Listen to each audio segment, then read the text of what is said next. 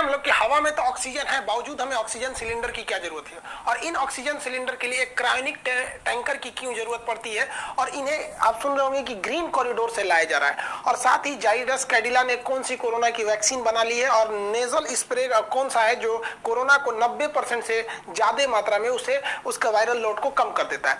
देखिए हमारे यहाँ ऑक्सीजन अभी सबसे बड़ी किल्लत हो गई है, बेड खाली है लेकिन ऑक्सीजन ही नहीं है। और ये वाला जो कोरोना है ये फेफड़ों को उतना नुकसान 2 दिन में कर दे रहा है जितना पहले वाला कोरोना 7 दिनों में करता था। यानी 2 दिन में आप सोचे कोरोना है, इवन रिपोर्ट आते हैं कि आप क्रिटिकल हो जा रहे हैं। तो ऑक्सीजन की बहुत दिक्कत है। हमारे देश में ऑक्सीजन की कोई कमी नहीं है। हमारे देश में समस्या है उसे ट्रांसपोर्टेशन का कोई चेन नहीं बना हुआ है कि हमें वहां से लाना कैसे है। देखिए हमारे देश में टोटल ऑक्सीजन का जो डिमांड है वो 7000 मीट्रिक टन है, ये डिमांड है हम लोग का रहा है, जबकि हमारी जो क्षमता है इसको प्रोड्यूस करने की वो है 7800 मीट्रिक टन की। तो इसका मतलब हमारे पास 800 मीट्रिक टन और ज्यादा ही ऑक्सीजन है जितना डिमांड है। और हम लोग ने अभी गवर्नमेंट ने टारगेट लिया है कि इसे 90,000 मीट्रिक टन ऑक्सीजन की क्षमता को बढ़ा देना है। लेकिन आप देखिए हम लोग का जो डिमांड है ये डिमांड ज्यादा नहीं है, फिर भी हम लोग चेन सिस्टम न होने की वजह से दिक्कत आ जा रहा है। और सबसे बड़ा दिक्कत आता है कि ऑक्सीजन को हम लिक्विड फॉर्म में रखते हैं, और ऑक्सीजन को लिक्विड बनाने के लिए उसे ठंडा करना पड़ता है। एकदम ठंडा कीजिएगा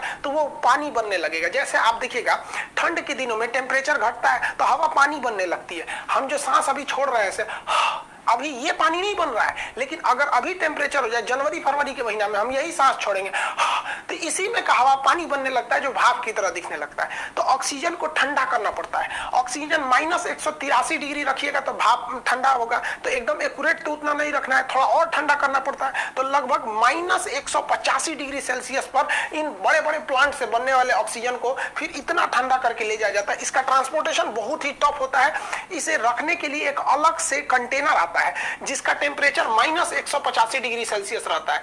कोई भी चीज का टेम्परेचर अगर 150 डिग्री सेल्सियस से ज्यादा नीचे चला जाता है तो उस टेम्परेचर को हम क्रायोनिक टेम्परेचर के नाम से जानते हैं, क्रायोजेनिक। तो ऐसे टैंकर जो होते हैं उन्हें कहते हैं क्रायोजेनिक टैंकर। टाटा ने अभी ऐसे कई क्रायोजेनिक टैंकर को आयात किया। इसके बाहर एक कूलिंग सिस्टम लगा होता है जो इस ट्रक को, ये ट्रक चल रही है ऐसे नॉर्मल टंकी की तरह नहीं होता है, इसे यह ठंडा कर रहा होता है ताकि ये लिक्विड के फॉर्म में ही रहे। इसके बाद जो चुनौती आती है, हमारे पास अभी एट ए टाइम इतने ज्यादा टैंकर जो थे क्रायोनिक टैंकर नहीं थे, तो हम लोगों ने कई सारे क्रायोनिक टैंकर सिंगापुर से मंगाया है, कई टाटा ने विदेशों से मंगाया है। और हमारे जो क्रायोनिक टैंकर जो थे जो बचे थे तो पता चलता है कुछ राजस्थान में है, कुछ केरल में, कोई इधर उधर बिखरे हुए हैं। और जो ऑक्सीजन का प्लांट है जो ज्यादातर स्टील प्लांट से आ रहे हैं, राउरकेला के स्टील प्लांट, दुर्गापुर, विशाखापट्टनम, यहाँ से ज्यादा आ रहे हैं, वाईजेग वगैरह से, तो यहाँ तक में वो टैंकर ही नहीं है। तो हमारी भारतीय वायुसेना अपने सबसे बड़े जहाज जो है C-17 ग्लोब मास्टर, उससे इन खाली टैंकरों को भर रही है उसमें, और इनको क्या करती है वो स्टील प्लांट तक उड़ा के लाती है। फिर ये टैंकर इसमें से निकलते हैं, भरते हैं, फिर उन्हें जगह तक पहुंचा रही है। तो एयरफोर्स ने भी इसमें बहुत ज्यादा बढ़ चढ़ के हिस्सा लिया ताकि ऑक्सीजन को टाइम से पहुंचाया जा सके। हमारे पास ऑक्सीजन की कमी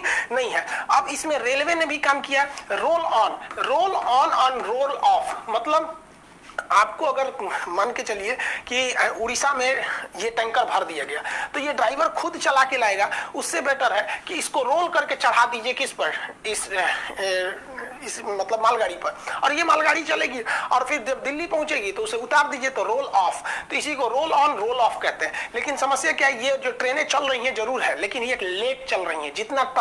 जिस हिसाब से चलना चाहिए उतने उस हिसाब से नहीं चल पा रही हैं ये ट्रेनें। तो इसमें भी थोड़ा सुधार की जरूरत है यहाँ पर। हालांकि ये बहुत ज्यादा है, ये लेट भले चलती बट एक बार में बहुत ज्यादा ऑक्सीजन पहुंचा देती है, पूरा इसके ऊपर टैंकर ही लगा रहता है। तो रेलवे की भी ये अच्छी भूमिका है। इसमें आप सुन रहे होंगे कि अरविंद केजरीवाल ने भी वो मोदी जी के साथ जो मीटिंग थी उसमें कहा था कि उन्होंने कि ऑक्सीजन की जो सप्लाई आ रही है उसके लिए हमें ग्रीन कॉरिडोर बनाना पड़ेगा। देखिए ग्रीन कॉरिडोर क्या होता है, एक ऐसा सड़क की कल्पना कीजिए, मतलब वहां पर पुलिस क्या करती है, पुलिस और ट्रैफिक पुलिस मिलकर पूरे सिग्नल को ग्रीन कर देते हैं, और जो इमरजेंसी वाली चीज रहती है उसको उसी रास्ते से निकालते हैं। मान के चलिए 4 लेन की सड़क है तो कुछ किसी एक लेन को वो ग्रीन कर देंगे, और उसमें जो एम्बुलेंस है या फिर जो ऑक्सीजन आ रहा है उसको उसी रास्ते से ले जाएंगे। उसको जितना दूर चाहे वो दिल्ली से कलकत्ता जाए उसे रेड सिग्नल नहीं मिलने वाला है, क्योंकि ट्रैफिक पुलिस और पुलिस दोनों लगी हुई है इसको जल्दी ले चलो जल्दी ले चलो। तो इसी को कहते हैं ग्रीन कॉरिडोर। तो ग्रीन कॉरिडोर से अगर ऑक्सीजन आएगा तो जाम में नहीं फंसेगा। ऐसे बहुत सारे ऑक्सीजन जाम में फंस गए थे। अक्सर ऐसा होता है ग्रीन कॉरिडोर का प्रयोग हार्ट ट्रांसप्लांट के लिए करते हैं। दूसरे शहर में हार्ट है, यहाँ ऑपरेशन हो रहा है, अब पता चला हार्ट आ गया, 2 दिन जामे में फंस गया तो दिक्कत होगा। इसलिए अक्सर आप सुनते होंगे ये ट्रैफिक पुलिस और पुलिस के मिलने से 4 घंटे में पहुंचाया गया। तो इसी को कहते हैं हम लोग ग्रीन कॉरिडोर। तो ऑक्सीजन के लिए जरूरी है, गवर्नमेंट इसे बना भी रही है। ऑक्सीजन उत्पादन क्षमता को और बढ़ाने के लिए सरकार जर्मनी से लगभग 25 ऐसे पोर्टेबल जो डायरेक्ट उठ के आ सकते हैं सब ऑक्सीजन मेकर फैक्ट्री लगा रही है। मतलब छोटे से मशीन होते हैं, ये ऑक्सीजन को बनाते रहते हैं, बहुत जल्दी जल्दी बनाते रहे, हवा के ही ऑक्सीजन को सेपरेट करके हमें दिया जाता है वो वाला ऑक्सीजन। डीआरडीओ ने जो भारतीय सेना के लिए जो अपना ऑक्सीजन सिलेंडर बनाया था, ये भी भारतीय सेना ने, मतलब ये डीआरडीओ अब हॉस्पिटलों को भी दे रहा है। इसमें एक फायदा ये होता है ना कि अगर आप इस मास्क को अगर लगा देते तो ये ऑटोमेटिक होता है, कितना ऑक्सीजन बढ़ाना है कितना घटाना है, इसमें नर्स वगैरह की जरूरत नहीं पड़ती है। तो डीआरडीओ भी इसमें महत्वपूर्ण भूमिका निभा रहा है, जर्मनी से ये आयात किया ही जा रहा है। अभी देखेंगे हमारे यहाँ एक और समस्या आ गया, जो ऑक्सीजन की खाली सिलेंडर होता है ना, ये लोहा वाला, ये सिलेंडर का शॉर्टेज कर गया है। लोग इसको रख रख के घर में रख लिए कि हम कभी बीमार पड़ेंगे तो हम अपने लिए रखेंगे, ये है वो शॉर्टेज पड़ गया। इसका ब्लैक रेट जा रहा है, 600-700 रुपए में मिलने वाला सिलेंडर 20,000-30,000 में मिल रहा है। यहाँ पर इतना ज्यादा इसकी क्राइसिस हो गई है इस सिलेंडर की। और इसी में क्या कहा जाता है, मतलब एक तो और समस्या समझिए, आप पिछले हफ्ते देखे होंगे कि नासिक में जो ऑक्सीजन सिलेंडर ले जाने वाला टैंकर था, यही लीक कर गया और लीक करने से 20 से 22 लोग की मृत्यु हो गई। कई लोग सोच रहे हैं कि जहरीला होता है, कि नहीं भैया, ये लीक करके उड़ गया तो ऑक्सीजन जो मरीज को मिलना चाहिए मिला ही नहीं। ऑक्सीजन की कमी से मरीज छड़फड़ा के मर गया बेचारा यहाँ पे। तो कभी कभी किस्मतों ससुरा खराब रहता है, कहते ना किस्मत खराब रहे तो ऊंट पे बैठे आदमी को कुत्ता काट लेता है। बताइए ये जो बीमारी अलगे है उसमें से ऑक्सीजन लीक कर गया। भारत में केरल एक ऐसा राज्य है जिसके पास ऑक्सीजन बहुत ज्यादा मात्रा में बच गया है। केरल, याद कीजिए, भारत का पहला राज्य था जिसमें कोरोना के सबसे पहले मरीज देखे गए थे। वहीं से यहाँ पे मतलब भारत में स्टार्टिंग इसी एरिया से हुई थी भारत में। केरल इस चीज को समझा और वो अपने यहाँ ऑक्सीजन प्लांट को बैठाना चालू किया, ऑक्सीजन का चेन बैठाया, पूरी तरह से सिस्टम, इकोसिस्टम बना लिया वहां पे। आज के वक्त में जो केरला है वो 200 मीट्रिक टन ऑक्सीजन प्रोड्यूस कर रहा है, जबकि उसकी कुल डिमांड केरला की महज 90 मीट्रिक टन है।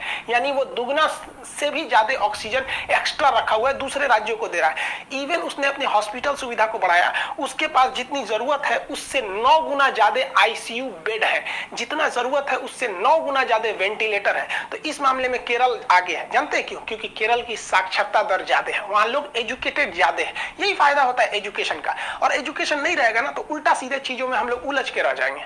उत्तर प्रदेश में देखेंगे नोएडा में एक ऑक्सीजन प्लांट लगा हुआ है, बट उसको पर्यावरण विभाग से एनओसी नहीं मिला है, नो ऑब्जेक्शन सर्टिफिकेट। अरे यार, पर्यावरण वालों को भी समझ में नहीं आता, यहाँ आदमी मर रहा है तो उनको वहाँ एनओसी भागा जा रहा है। यहाँ पे गवर्नमेंट को भी देखना चाहिए, जो प्लांट एनओसी से अटके हुए हैं उनको फाइनल कराए। केजरीवाल और मोदी जी के बीच में जो बात हो रही थी उसमें देखे होंगे कि गवर्नमेंट ने बहुत सारे पैसे दिए थे, लेकिन वो कंपनी उसको लगाई ही नहीं। तो इस पे भी तो निगरानी रखना जरूरी है, वरना ऐसे ही विकट परिस्थिति आएंगे। देखिए, मरीज को ऑक्सीजन सिलेंडर क्यों दिया जाता है? हम लोग जो हवा में सांस लेते हैं बहुत पहले से चलता आ रहा है। देखिए, हमारे फेफड़ों के जो बीच के हिस्सा होता है वो काम नहीं करता है जनरली, वो ऐसे एक्स्ट्रा में पड़ा रहता है। लेकिन जब हम प्रोन पोजीशन पे करते हैं तो उस पर लोड पड़ता है और वो भी काम करने लगता है। इसके लिए क्या करना चाहिए? इंसान को उल्टा लेट जाना चाहिए और सीने के पास तकिया लगा लेना चाहिए। देखिए, ये लेटा है, सीना के पास तकिया लगा दीजिए, आधा घंटा तक ऐसे करना चाहिए। इसके टोटल 4 स्टेप होते हैं। एक, उल्टा लेट जाइए, सीने के पास तकिया लगा लेते हैं आप। तो जब तकिया लगाते हैं तो वो जो फेफड़े का वो हिस्सा था जो काम नहीं कर रहा था वो भी पूरी अच्छे से एक्टिव हो जाएगा, जो रिजर्व में बचा हुआ था, तो ऑक्सीजन लेवल आपका बढ़ जाएगा।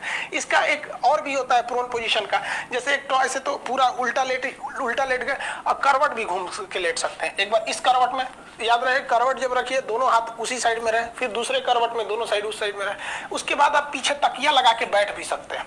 चौकी पे ही जो लेटे हैं उस पे ही आप क्या कीजिए, जैसे आदमी दीवार से टेक लेता है ना, वैसे वहां पर आप तकिया से टेक ले सकते हैं। इसे प्रोनिंग कहते हैं। इससे ऑक्सीजन लेवल बढ़ जाता है और रियल में भी बढ़ जाता है। तो जिन लोगों के पेशेंट में 92 है, 90 है, वो इसका प्रयोग करेंगे आधा घंटा सुबह और आधा घंटा शाम, तो आपका ऑक्सीजन लेवल वैसे भी आपका नॉर्मल पे आ सकता है। यहाँ पे भारत के सामने एक और विकट परिस्थिति आ गई है वैक्सीनेशन को लेकर। हमें वैक्सीनेशन को अगर पूरा टारगेट के हिसाब से करना है तो हमें 13 करोड़ डोज वैक्सीन के हर महीने चाहिए होंगे, जो कि अभी बन रहा है 6 करोड़ के आसपास। वो तभी पॉसिबल है जब अमेरिका जो लगा प्रतिबंध दवाओं के जो उसके जो लगते हैं सामान वगैरह, उसके पे प्रतिबंध नहीं हटाएगा अमेरिका, तो वो डोज बनाना मुश्किल हो जाएगा। और जो बाइडेन ने कह दिया कि हम उस प्रतिबंध को नहीं हटाएंगे। ये लोग अमेरिका वाले हमेशा ऐसे ही करते हैं, इनसे हथियार वगैरह, इसलिए भारत को भी देखिएगा ना, इनसे बहुत वैसे चीजें ही खरीदता है जिसके बार बार जरूरत नहीं पड़ी। ये भूल गए जब डोनाल्ड ट्रंप थे तो हम लोगों ने यहाँ से हाइड्रोक्सी क्लोरोक्विन दिया था, वो कह रहे थे कि नहीं देंगे तो इसका जवाब देना पड़ेगा।